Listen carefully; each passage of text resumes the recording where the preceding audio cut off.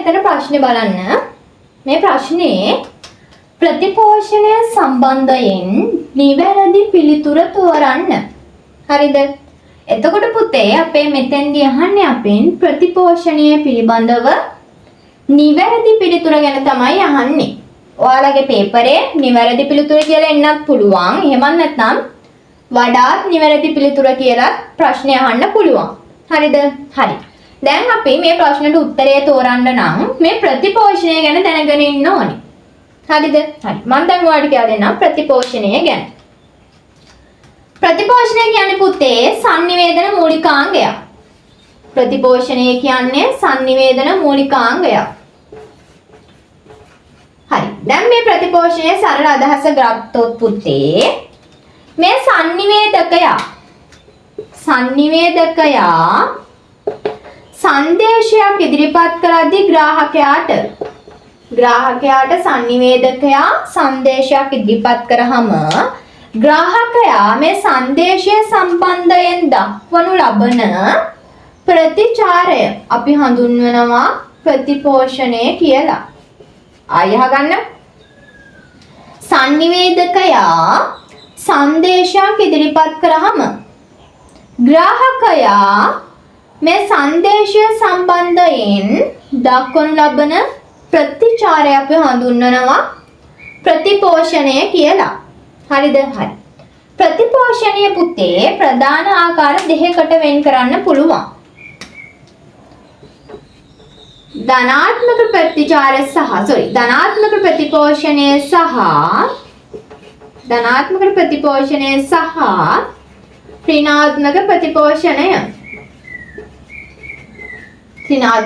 ප්‍රතිපෝෂණය. හරිද? හරි. දැන් මෙතන මේ ප්‍රතිපෝෂණය කියන කැලල අයින් කරන්නකො පුතේ. හරිද? හරි. මම ඔක් කියන්නකො ප්‍රතිපෝෂණය කියන්නේ මොකද? දැන් උදාහරණයක් ගත්තාම පුතේ ප්‍රතිපෝෂණයට කතකයේ කතාවක් ඉදිරිපත් කරාම ඒ කතාව අහගෙන ඉන්න ශ්‍රාවකයෝ ඒ කතාව අහන් ඉද්දී මේ කතකයා අහන ප්‍රශ්න වලට උත්තර දෙන්න පුළුවන්.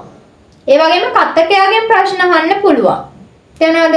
ඒ සමහර අය කතාව අහන්නේ නැතුව කෑ ගහන්න පුළුවන්. නිදා ගන්න පුළුවන්. මේ කුමන ආකාරයේ ප්‍රතිචාරයක් වුණත් අපි හඳුන්වනවා ප්‍රතිපෝෂණයක් කියලා. එතකොට අන්නේ ප්‍රතිපෝෂණය ප්‍රධාන වශයෙන් කොටස් දෙකකට වෙන් කරන්න පුළුවන්. ධනාත්මක ප්‍රතිපෝෂණය සහ ඍණාත්මක ප්‍රතිපෝෂණය කියලා. මොකක්ද මේ ධනාත්මක ප්‍රතිපෝෂණය? එහෙම නැත්නම් තව ඍණාත්මක ප්‍රතිපෝෂණය කියන්නේ. මෙතන පුතේ මේ ප්‍රතිපෝෂණය කියන කැලල අපි අයින් කරමු. දැන් ප්‍රතිපෝෂණය කියලා කැලලක් නැහැ. ධනාත්මක කියන්නේ මොකද්ද? හොඳ. එහෙම නැත්නම් යහපත් කියන එක. එතකොට ධනාත්මක ප්‍රතිපෝෂණය කියන්නේ පුතේ යහපත් ප්‍රතිචාර. එහෙම නැත්නම් හොඳ ප්‍රතිචාර කියන එක. හරි. දැන් ඍණාත්මක ප්‍රතිපෝෂණය බලමු. ඍණාත්මක ප්‍රතිපෝෂණය කියන්නේ පුතේ මෙතන මේ ප්‍රතිපෝෂණය කියන කැලල අපි අයින් කරමු. ඍණාත්මක කියන්නේ නරක. එහෙම නැත්නම් අයහපත් කියන එක. එතකොට ඍණාත්මක ප්‍රතිපෝෂණය කියන්නේ පුතේ මොකද්ද? ග්‍රාහකයා දක්වනු ලබන අයහපත් ප්‍රතිචාර. එහෙම නැත්නම් නරක ප්‍රතිචාර අපි හඳුන්වනවා ඍණාත්මක ප්‍රතිපෝෂණය කියලා. ඔන්න දැන් කතකයා කතාව ඉදිරිපත් කරාම අහගෙන ඉන්න ශ්‍රාවකයෝ කතකයාගෙන් ප්‍රශ්න අහනවා නම් කතකයා අහන ප්‍රශ්න වලට හොඳට උත්තර දෙනවා නම් අත්පුඩි ගහනවා නම් මෙන්න මේවා අපි හඳුන්වනවා මොනවා කියලාද? ධනාත්මක ප්‍රතිපෝෂණය කියලා. එතකොට ඒවා ග්‍රාහකයා දක්වනු ලබන හොඳ ප්‍රතිචාරය. ඒ නිසා ඒවා අපි හඳුන්වනවා ධනාත්මක ප්‍රතිපෝෂණය කියලා. ඊට පස්සේ කතාව ඉදිරිපත් කරද්දී මේ කතාව අහගෙන ඉන්න ශ්‍රාවකයෝ කෑ ගහනවා නම් නිදා ගන්නවා නම් කතාව අහන් ඉන්නේ නැතුව ඈනුම් ඇරලා ඉන්නවා නම් තේරුණාද? අපි ඒක හඳුන්වනවා මොනවා කියලාද? ඍණාත්මක ප්‍රතිපෝෂණය කියලා. එහෙම නැත්නම් අයහපත් ප්‍රතිචාර කියලා. හරිද? දැන් තේරෙන්නේ නැති ධනාත්මක ප්‍රතිපෝෂණය ඍණාත්මක ප්‍රතිපෝෂණයයි කියන්නේ. හරි. නැවතත් ආයෙ බලන්න පුතේ අපිට ආයෙ තව කොටස් දෙකකට බෙදන්න පුළුවන් මේ ප්‍රතිපෝෂණය. ක්ෂණික ප්‍රතිපෝෂණය සහ ප්‍රමාදිත ප්‍රතිපෝෂණය කියලා. මොකද්ද? ක්ෂණික ප්‍රතිපෝෂණය සහ ප්‍රමාදිත ප්‍රතිපෝෂණය කියලා. හරිද? හරි. මෙතනත් මේ බලන්න මෙතන මේ ප්‍රතිපෝෂණය කියන කැලල අයින් කරන්න. ප්‍රතිපෝෂණය කියන කැලල අපිට අදාළ නැහැ කියලා හිතමු. ෂණික කියන්නේ එසැනින් ඒ වෙලාවේදී. එතකොට ග්‍රාහකයා ඒ වෙලාවේදී දක්වන ලබන ප්‍රතිචාර අපි හඳුන්වනවා ෂණික ප්‍රතිපෝෂණයක් කියලා. ප්‍රමාදිත ප්‍රතිපෝෂණය. මොකක්ද මේ ප්‍රමාදිත කියන්නේ? ප්‍රමාදිත කියන්නේ පුතේ ප්‍රමාද වෙලා එහෙම නැත්නම් පරක්කු වෙලා කියන එක. එතකොට ග්‍රාහකයා මේ සංදේශයට ප්‍රතිචාර දක්වන්නේ සංනිවේදකයාට ප්‍රතිචාර දක්වන්නේ පරක්කු වෙලා නම් එහෙම නැත්නම් කාලයක් ගිහිල්ලා නම් අපි හඳුන්වනවා මොනවා කියලාද? ප්‍රමාදිත ප්‍රතිපෝෂණයක් කියලා. හරිද? හරි. දැන් ඔයාලට ප්‍රතිපෝෂණය සම්බන්ධයෙන් තියෙන කරුණු ටික තේරෙන්නේ නැති. මෙතන ෂණික ඊට පස්සේ මෙතන අපි ඉස්සලම බෙදුවා ධනාත්මකයි ඍණාත්මකයි කියලා. හරිද? හරි. දැන් අපි යන්නේ ප්‍රශ්න වලට. බලන්න පළවෙනි ප්‍රශ්න අහන්නේ ප්‍රතිපෝෂණය සම්බන්ධයෙන් නිවැරදි පිළිතුර. එතකොට අපිට උත්තර පහක් දීලා තියෙනවා. ඔයාලගේ A level paper එකේ උත්තර පහක් දෙනවා. ඉරිගහන ප්‍රශ්න වලට ඉරිගහන ප්‍රශ්න 50ක් තියෙනවා. ඒ එක් ප්‍රශ්නයකට අදාළව පිළිතුරු පහක් දෙනවා. ඒ පහ තුලින් තමයි ඔයාලා නිවැරදි පිළිතුර තෝරන්න ඕනේ. එහෙම නැත්නම් සමහර වෙලාවට ප්‍රශ්න අහනවා වැරදි පිළිතුරට. එතකොට වැරදි පිළිතුර තෝරන්න. හරිද? හරි. පළවෙනි උත්තරේ බලන්න පුතේ.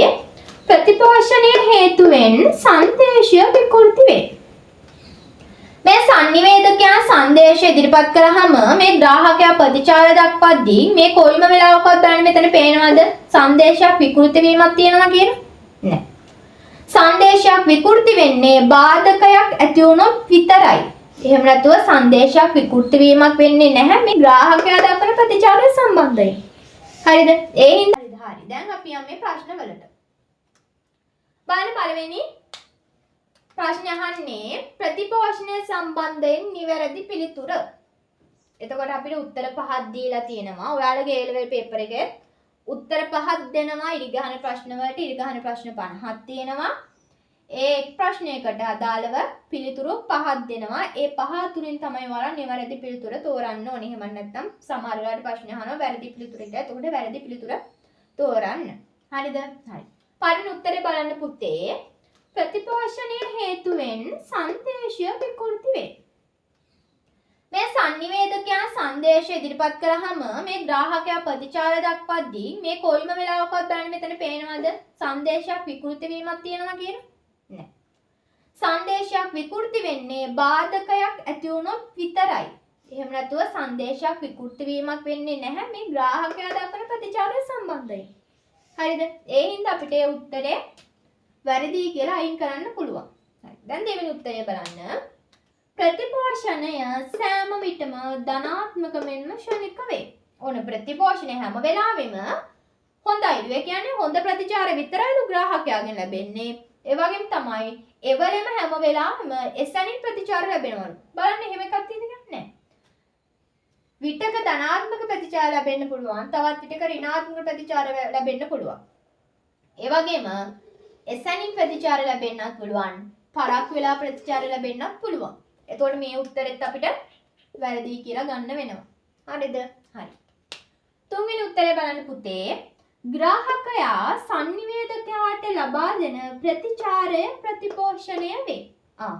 මෙන්න මේ පිළිතුරේ කියනවා මේ ග්‍රාහකයා සංනිවේදකයාට ලබා දෙන ප්‍රතිචාරයලු ප්‍රතිපෝෂණය කියන්නේ. ඔන්න අපිට මේ උත්තරේ හරි වගේ තේරෙනවා. ඒ නිසා ඒ උත්තරේ හැමෝම තියන්න. හරිද? හැබැයි ඒක උත්තරේ කියලා ගන්න විදිහ නෑ අපිට. තව උත්තර දෙකක් පල්ලෙහාට තියෙනවා. ඒ උත්තර දෙකත් බලන්න පුතේ. හරිද? හරි.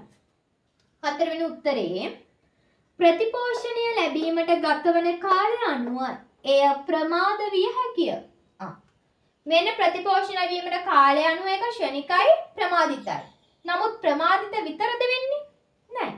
එවලම අපිට ප්‍රතිචාර ලැබීම සිදු වෙන්න පුළුවන්. ඒ නිසා පුතේ අපිට ඒ පිළිතුරත් වැරදි කියලා ගන්න නෙමෙයි. ඒ පිළිතුර ගැලපෙන්නේ නැහැ කියලා ගන්න නම් මොකද ඊට වැඩිය ගැලපෙන පිළිතුරක් අපිට තුන්වෙනි එකේදී හම්බුණා.